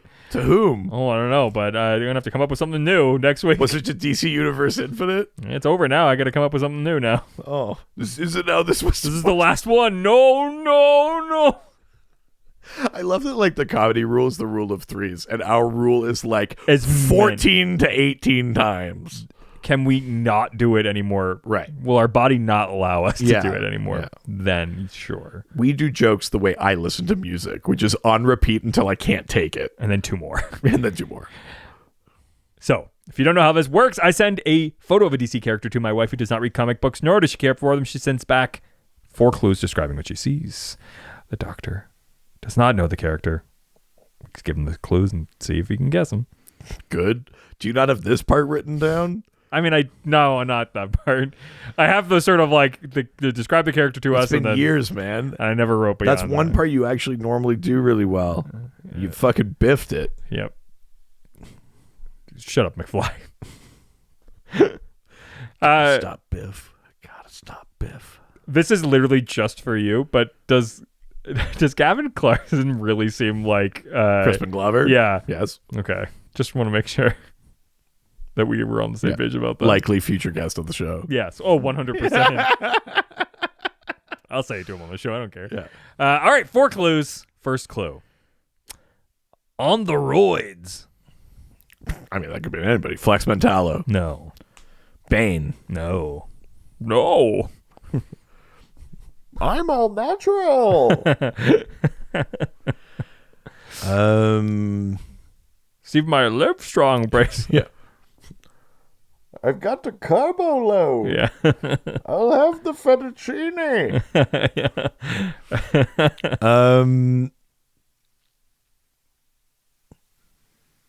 No. Give me next clue. Okay.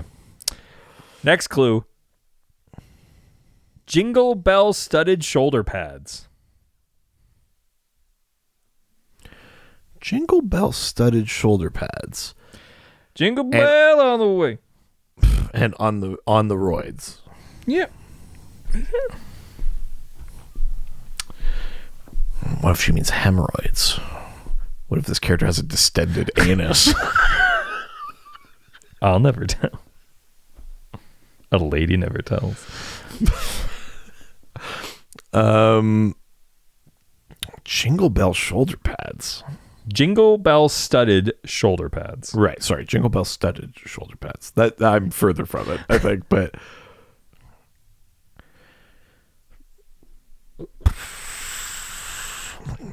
on the roid, Vartox? No.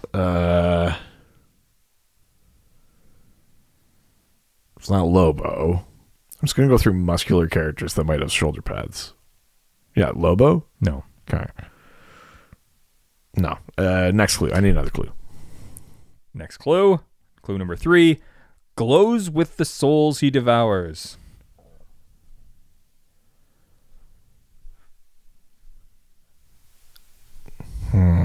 Making a lot of assumptions, but sure. Glows. Oh.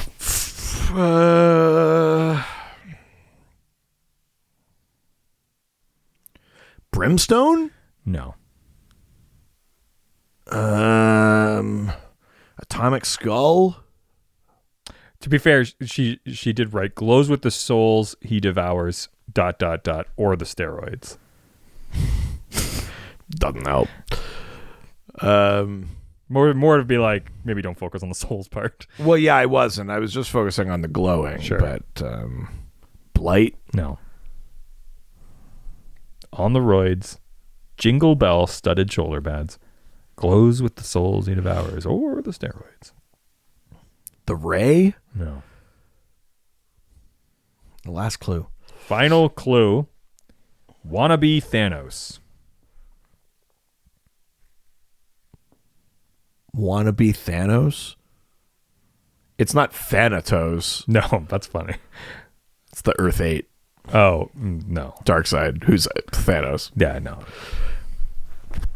A wannabe Thanos. So is he purple then? Is that the... Hang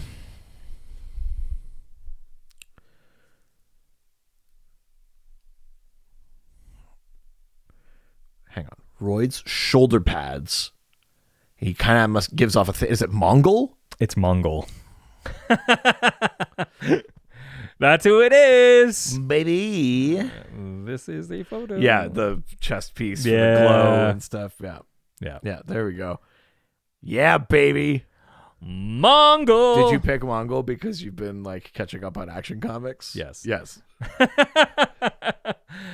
Mononongol. He who holds all chains. Yeah. Mononongol. Oh my God. He can split himself in half. Yeah, that's right. Can split me in half. Easy. We would love to hear from you, residents. Maybe you can send us a question for next week's episode. You've been making me... I've been like asking you to tell me so I could prep, and you were like, no, I need a live reveal because you're a fucking diva. Yeah, because I like theatrics, okay? Fucking sue me. you'll be hearing from my lawyer. It's Chris Chan. No. Oh. I've engaged the services of Chris Chan for this. Holy shit. I mean, yeah, you don't know what his hourly rate is. I'm just going to charge it to the man with the counter. Oh, no. So, next month, starting tomorrow. Yeah. So April today it will be the second annual prescribed reading month. So, like last year, Richard has picked 3 books, and then there'll be a mystery 4th book as determined by our Golden Age patrons. That's right, just like last year.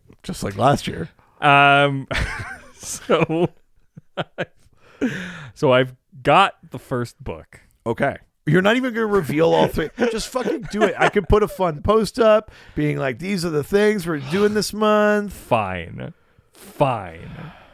What are our 3? Our 3 books. I'm also going to write this down because I'm going to need this info. Fucking diva. Okay, I'm ready. First book is World's Finest Comics, number 289. World's Finest Comics, 289. Okay. Number 2, Detective Comics, number 426. Okay, Detective Comics, 426. Oh, is that Death of Jason Todd? Is that Death in the Family? 426? No. Oh, no, maybe that's Batman 426. Maybe. Yeah, sorry. And the final, The New Guardians, Volume 1, number 2. The New Guardians, Volume 1, number 2. Number 2. Wow. You promised me yes we would have highs and lows like we did last year. There'll be some great content. Detective Comics 426. That number is really standing out to me. I think it will once you get to it, but I don't know why you don't want me to look at this now. Because I want you to read it, and I want all of the reaction. I will, but it's standing out. Just let me fucking look at it. Okay, no, I must be thinking of Batman 426. That must be the Jason Todd one, or something like that. Oh, that's an interesting cover though for Detective Comics. Mm-hmm. Ooh, Elongated Man's in there. Ooh, very fun. Interesting. So, those are prescribed readings. Yes. So you can ask questions for those. Yeah, ask questions, I guess, about those stories, or at least if it's about the character being adjacent to the story, right, or something like that. Sure. Yeah, if you don't have something specifically about that book, but it's fun when it's specific. As long as there's no fucking for tomorrow bullshit. No. Though I was really close. Maybe I'll even save it for next year. But what I was really close to making us read is Wonder Woman Amazon Attacks.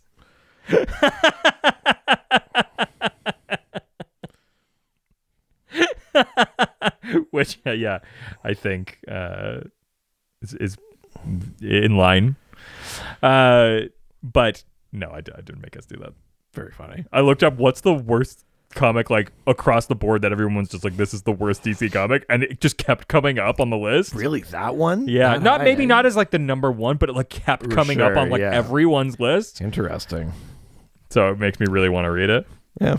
Oh, hashtag not last year of the pod? No, it's just for the next version of the podcast that we do, where it's just in our next life. No. It's just when this podcast transforms into something else. It's not going to. That's not the point of it. Yeah. Or we kill ourselves. That is the point. Thank you. Send us questions through our various social media platforms like our Facebook, Dr. DC Podcast, our Twitter, at Dr. DC, our Instagram, Dr. DC Podcast, our email, drdcpodcast@gmail.com, our subreddit, r/Dr_DC. The duck phone is always open. 208-917-3238. That's 208-917-DCEU if you're nasty. If you're of the nasty variety. That's right. And we are young and cool, which is why we're on TikTok. At Dr. DC. Can I confess a thing? I didn't seek this out, but the TikTok algorithm has started sending me this very particular account. Just so you know, TikTok is so valuable because of how much it's a fluke. Okay. What does it keep showing you? should... No. It's too late now. Can't set it up and not tell you it. It's sent me this account where it's this woman who people send comments of circumstances that they want her to respond to as if she's like momming you. Mm-hmm. And it's so uncomfortable. And yet you keep watching. I can't look away. I think TikTok's doing its job. It's so weird. I'm going to show you like 20 of them when we finish this. Oh, I think I have seen that actually. Yeah. It's come up for you too? Yeah. Yeah, see? Yeah. I've seen it with like Jewish mother. No. Oh, okay. Okay. It's just like right now, like you need to get in here. Like, I mean, you'll see. It's just, it's very uncomfortable. And it's just a reminder that like sometimes my TikTok is just like obscure Lord of the Rings facts. And sometimes my TikTok goes like on like weird, like my For You page goes like on these weird tangents, and I'm like, I don't know, man, but I don't swipe fast enough, and then I keep getting them, like, oh shit, and I keep watching them and commenting. I just keep watching them and liking and commenting, and I follow them, and TikTok thinks I want more of that. You gaslighting TikTok? I don't even like that type of content. Why do you keep showing it to me? Everyone says that TikTok's algorithm is garbage. You sound crazy, TikTok. Why do I keep just saying things publicly? This is because I've become more and more of a comedian. Now it's just like, I don't know, everybody fucking knows now. Yeah, well, yeah. Also, when you tell the entire town that you want to kill yourself. Soon the world. Oh, that's right.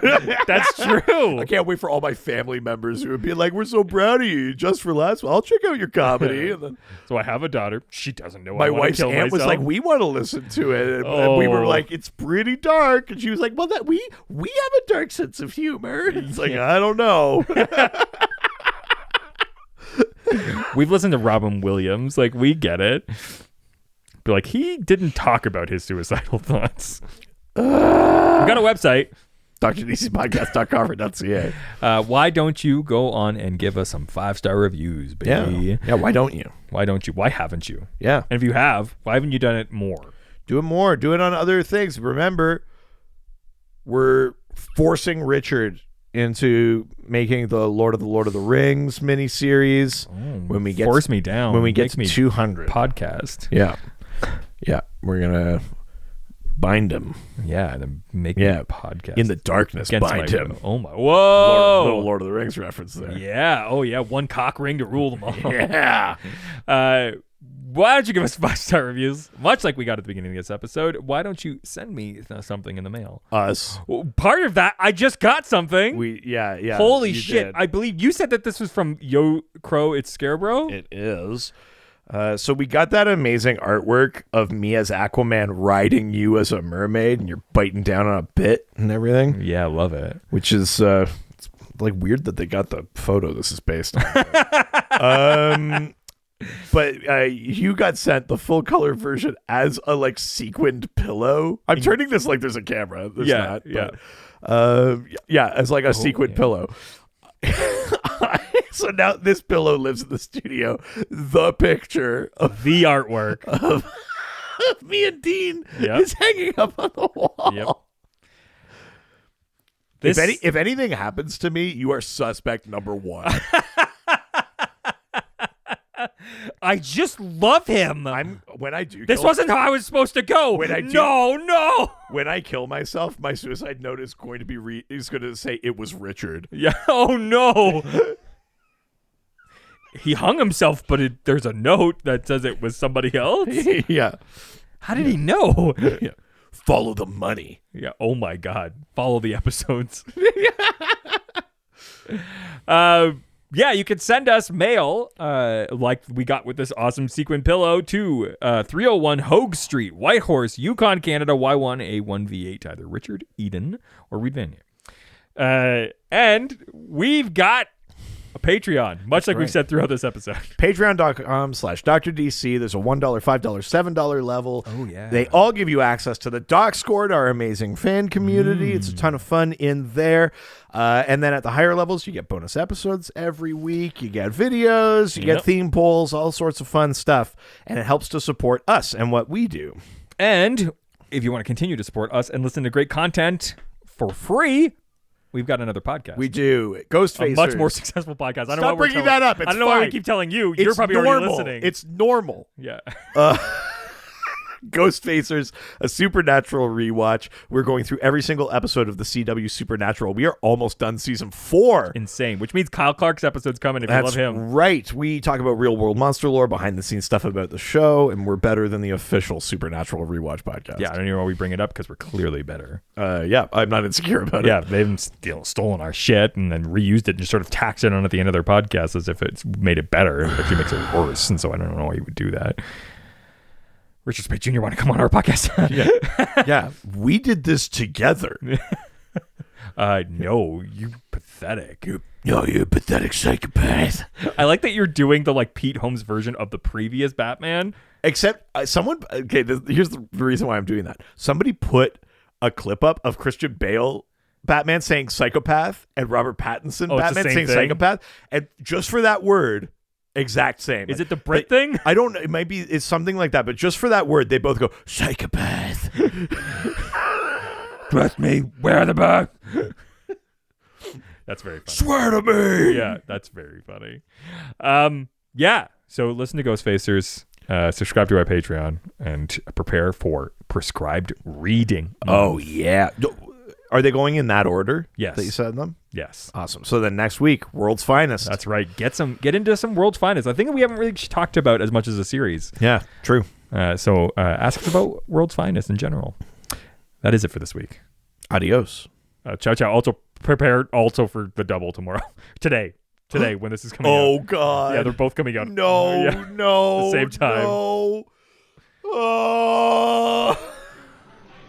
All right. Goodbye. Call me heroes. They always fight for what is right. Live with danger and adventure. They are men of might. This was a Brain Freeze podcast.